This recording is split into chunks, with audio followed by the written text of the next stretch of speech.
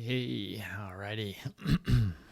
Lecture 6.5, and we're going to talk a little bit more about attention today. But to try to make you pay attention to the lecture, I will tell you a little bit about attention, a little bit of research about really the two different ways our attention is attributed or brought onto it to certain objects and such. But then I'm going to bring this all back to the issue of how to study effectively and what this all means for that. Okay, battling distraction is what we'll ultimately call it in terms of studying. So there's a payoff at the end. If you think about what I'm talking about as we go through, I guarantee you'll learn something that will help you get better grades. All right, so with that, let's jump to Lecture 6.5, Attention, Passive versus Active. Yeah, and this is the real goal of this lecture, is to give you a sense that, I said in my earlier lecture, when we attend to something, it's more likely to get into awareness. The question we'll focus on now is, well, who decides what we attend to? How does that happen? And what you realize is there's sort of two ways it happens. So let's do the first way. You ready? Boom. Where's Waldo? This is an example of active attention. Oh my goodness, I just see him. That's kind of interesting. I'll let you look around a little while. What's interesting is I circled somebody that was as close as I could find to Waldo, but he wasn't really Waldo, but it was the closest I could find, so I circled him. I'll show you that circle. But I now realize I was wrong. I've now found the right Waldo. So I'm going to have to move my circle for you, but I'll let you look a little bit before I do that. Here's the important point. Who is in control of your attention right now? Who, and by who, I guess I mean the frontal lobes or the limbic system. Again, remember, we've talked about those two sorts of different influences on your behavior. This is more frontal lobes, right? This is you, your consciousness, if I may say, in charge. You have a goal. You're looking for a specific you're looking for Waldo. And Waldo is defined as sort of having these features, but of course not necessarily in this orientation. He's a human being. We could see him in any orientation, but he'll always have these pants, this shirt, and this hat. That was the hat that was bugging me in my other example. And I guess he always has a cane as well. And so you now are intentionally moving your attention around this scene, trying to find something that matches that. And this is what we're going to call active attention, okay? So again, I thought, hey, here he is. That's not him. I know where he really is. And let's do that right now, shall we? So I'm going to get out of here, and I'm going to move my little active attention, because, in fact, I put the active attention right on top of Waldo, which is crazy. Here's the real Waldo. All right, so let me bring this back up. Boom. Where is he really? He's right there, okay? So now we see the real Waldo, and we go, But that's active attention. And in fact, to give you even a sense of the geekier terminology that researchers use, we actually call what you just did serial self-terminating search. And what we mean by that is search, you're searching for Waldo. Serial, you probably felt like your eyes were just kind of going around, looking at one and then the next and then the next. It certainly wasn't the case that Waldo just stood out. You had to kind of look around, and you keep looking around until you find him. And once you find him, the search is over. That's the self-terminating. So serial self-terminating, once you're looking for something, once you find it, it stops. The search stops. Okay. Fancy jargon that we use. Just why not introduce it to you?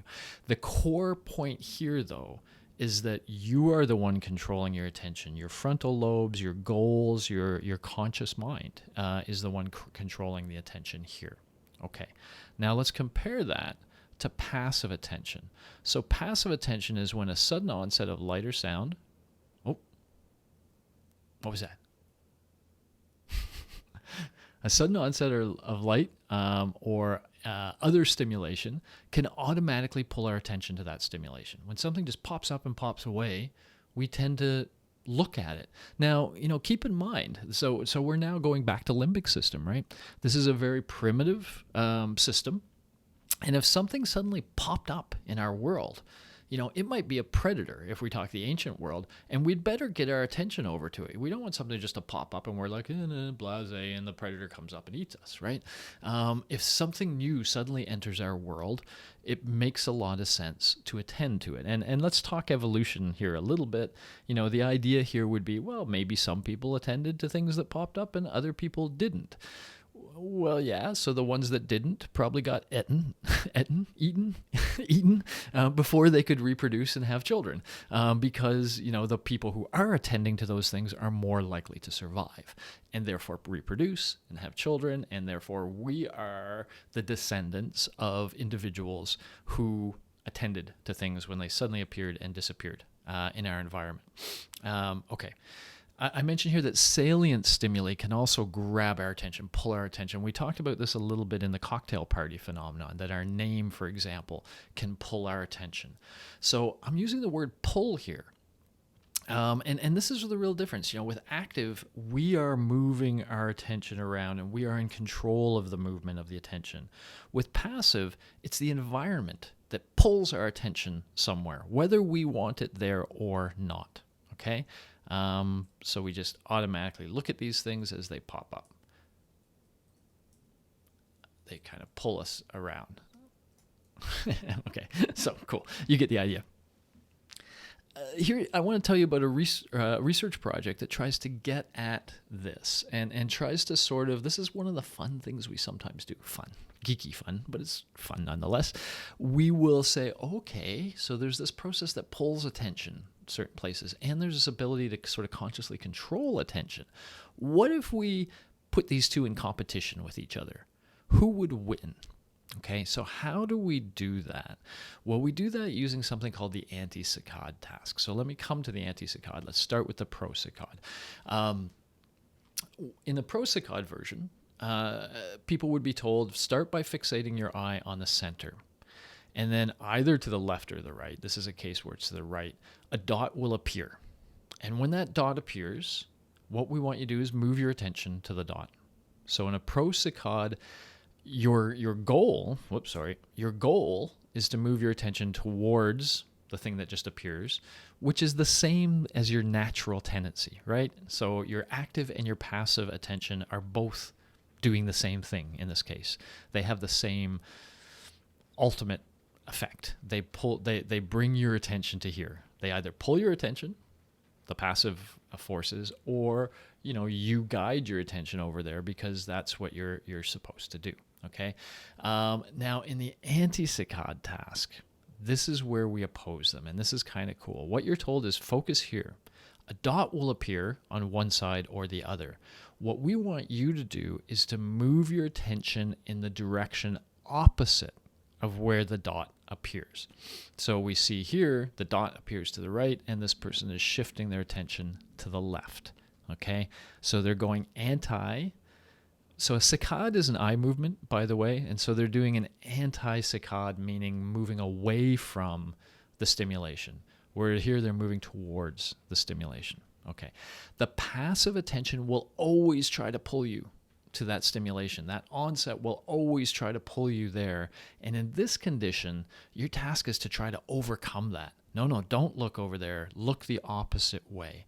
And so we're now giving you a conscious goal, look the opposite way, that goes against your natural tendency. Okay? And we're really interested in how you do with respect to that. One second.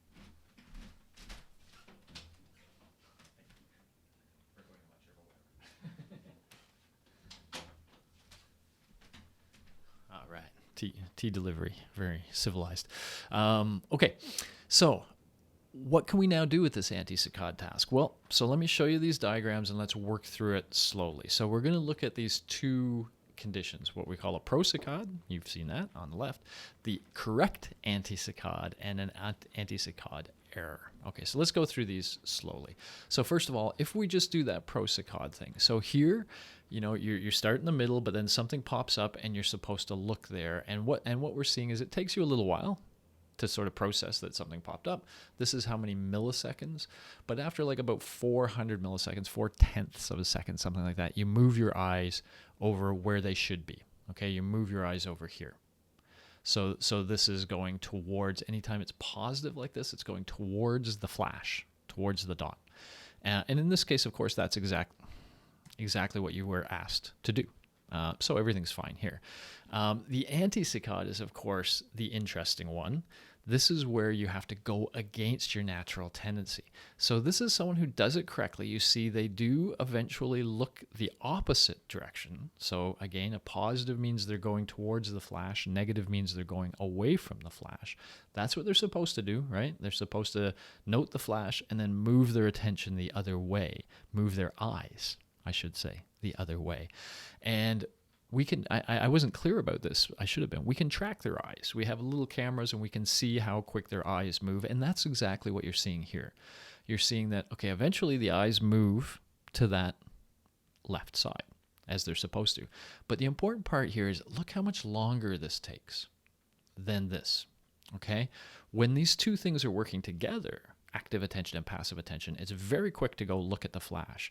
But when you have to look at the other direction, you're like, oh, it's hard. It's hard that flash is pulling you that direction. And you have to really get past that passive attention pull to be able to do your goal and go to the side you want. And in fact, what we're seeing down here is quite often we fail. And this is the pattern that you'd see where you fail, where somebody starting out and there's the flash and they get grabbed by the flash. So they go and look at the flash, even though they're not supposed to. This is an anti-saccade task. You're not supposed to. But they go and look at the flash, and they look at it for a while, and they go, oh, crud, I'm supposed to be looking on the other side. And then they pull their attention down to that other side, okay?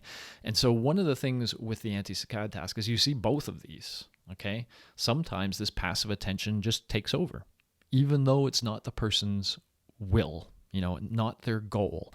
But passive attention can take over active attention. When active attention wins, it has to fight off that passive, that natural tendency to want to go to where the flash is. And so these are conditions right here where we've got these two kind of fighting with each other.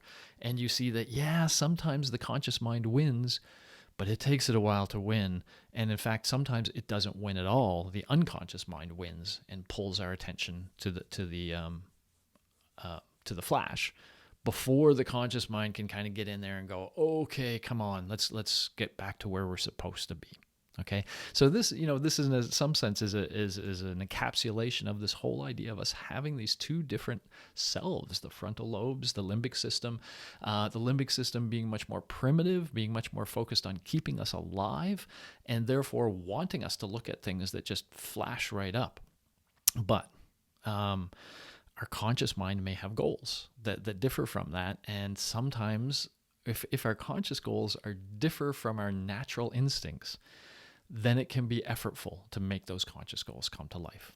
Okay, this is sort of a weird situation, looking at flashes of light and stuff. I think it's a nice, simple experimental situation, but we can now generalize what we've just talked about to something that's really relevant to you every day and something that you know well. Okay, so let's take these concepts and bring it into place. So let's say, okay, I say online learning here. It's generally learning, but certainly this slide I took from an online learning thing I did. I like this sort of mind your monkey. It's something that was on one of these slides, this notion of the instant gratification monkey. When they say instant gratification monkey, they kind of mean passive attention. And yeah, so this is the easy way to think about it. So here you are. Here's your brain. And this is your frontal lobes, and this is your limbic system. Okay, your limbic system is all about emotion and instinct and habits and etc. Your rational decision maker wants to do rational things. And so you have an exam coming up. You want to study. You want to read the textbook, learn stuff, exactly, study. You have to do that to do well on the exam. But then maybe this happens, right? You sit in front of your computer, you go to study, and then it's like, oh, let's just watch a bunch of YouTube videos on creatures of the deep sea, and then go on a YouTube spiral that takes us through Richard Feynman talking about string theory and ends with us watching interviews with Justin Bieber's mom. This is what happens, right? And so what they're showing here is the instant gratification monkey can grab the wheel or I would say your limbic system, can grab the wheel, and it can pull you away from your intention, and it can make it really hard for you to sit there and study. You keep getting distracted by things. That's the general term we'd use. But now distraction means the environment is pulling you somewhere. Now, how's it doing that? Well, welcome to your internet addiction. It's interesting, by the way. There is a formal disorder called internet addiction now. We recognize that some people are so addicted to whether it's playing video games or the internet in general that it's really negatively impacting their lives in significant ways. And so it's seen as an addiction, like any other to some extent. Now, we all have this addiction, but for many of us, it's not really negatively impacting our lives, but it does in certain cases, and studying is one of them. Let's think about these phones. They are programmed to be instant gratification monkeys. They are programmed to be passive attention grabbers. Especially things like notifications. So what happens, you're sitting there, you're studying, you finally sat down, you're finally in front of your computer. And so maybe this is your computer, and you put your phone beside your desk because we never have our phone outside of reach. And there you are, starting to get into the chapter, and what happens? Bzzz. Oh, something's going on over there. Bzzz. That's a sudden onset. And it usually also has like a flash of something. Something pops up on our phone. Our phone vibrates. It may even make a sound if we have an alarm set. Bing, something like that. All of that directs our attention to our phone.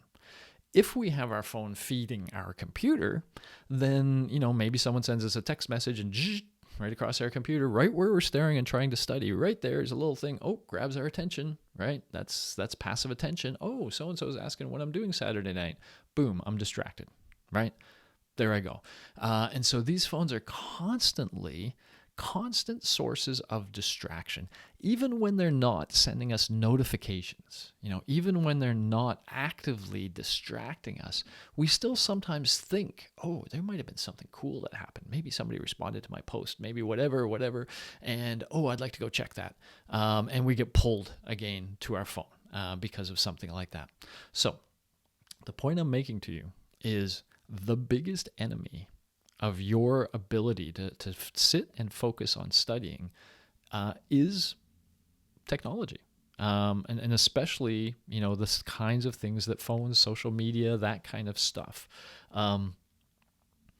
You've probably heard people say, young people now these days can't focus their attention as long. They have no ability to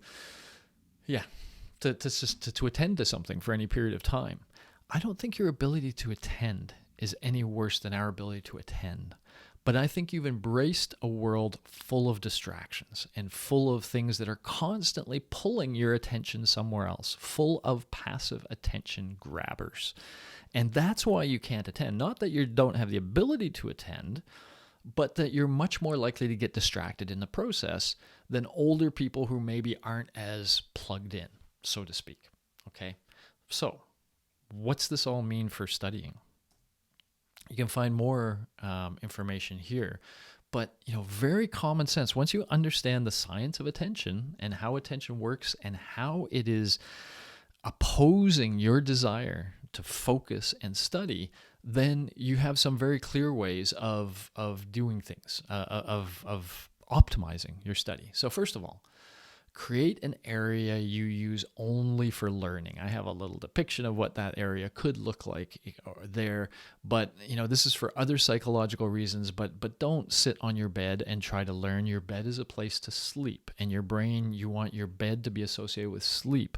If you start studying in bed, one of two things is going to happen. You're going to fall asleep while studying, or the next time when you go to bed and want to sleep, you'll start to think about schoolwork. Because now you're connecting your bed with schoolwork and studying. That's not what you want. You want a desk somewhere. You want a table somewhere, and that's the place where you work.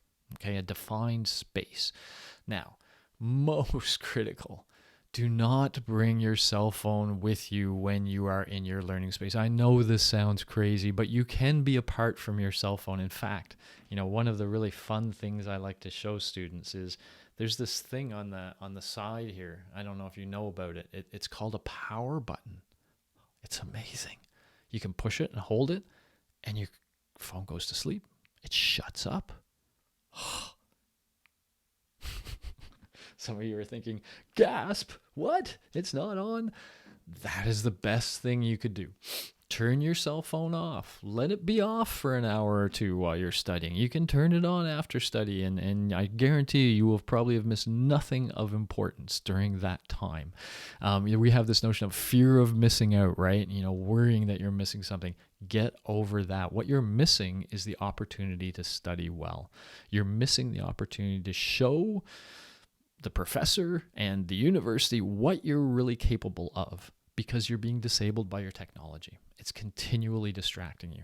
So fight back, turn it off. If you turn it off, then that's it. It's not going to be buzzing. It's not going to be putting lights. Everything's great. It's also not going to be sending things to your computer. And this is another general thing. If you're using a computer primarily to learn, it's a good idea not to, connect that up with your phone the way I have mine connected up to my phone. So you're not seeing every social media thing. You're not getting a notification of everything that happens on your phone. Try to keep your computer just like that space, all about learning. Okay. If necessary, use noise canceling headphones, because if you're in a busy space, I've been talking about your phone and your computer distracting you, but the real world can distract you as well. If you're in a place where there's constant stuff happening around you, well, there's almost two levels of that. There's sort of an optimal, like I used to be able to work in a coffee shop. I used to go to a coffee shop and write a lot of papers and stuff. And I found I could really attend there because it was almost like the buzz was so much that it became just a buzz, and somehow I was able to use that to attend to what I have to do. But it's almost when the buzz isn't so much. If you were in that coffee shop and every now and then somebody walked in, that would be more likely to attract your attention than if it was full and there was a line of people. Just those occasional onsets of people would grab your attention a little bit more. So all this to say, the world will grab your attention too. If you're in a place where there's a lot of stuff happening, consider some noise canceling headphones. And so you can be sitting in your living room with your parents watching TV. But if you have your noise canceling headphones, you're in your space, you're looking at your wall, you can create a space where the only attention at play is your active attention, because it's the active attention you want when you study. Okay. I allude to something at the bottom here. Just start learning the Zeigarnik effect. That's around procrastination, a way to help you beat procrastination. If you want to learn more about that, just search Zeigarnik effect, just like you see it there, and procrastination. And you'll find websites that'll give you advice on how to harness psychology to help you beat procrastination. Okay. And this link, by the way, just talks more about creating an effective study space. But again, when you think about all this, think about it in terms of attention. And so as we now kind of zoom out bigger, the critical point here is, yes, we sometimes control what we attend to in the world, and we call that active attention. But very often, the world pulls our attention to certain things. And advertisers, media play, they're all competing for our attention. And they know the psychology to use to pull us. It's all been built into our phones. Our phones are just perfect examples of somebody harnessing psychology to create what they want. And what they want is that phone in your hand. They want you constantly paying attention to your phone. And my goodness, they've been pretty successful, I would say. Just take a look around you and see how many people are staring at their phones all the time. Yeah, and there you got it. Okay, so good. I hope that makes you appreciate attention. I hope that makes you appreciate what your phone's doing to you. And I hope that gives you some advice about how to study well and nail my exams. That would be cool with me. Alrighty, talk to you soon. Bye-bye.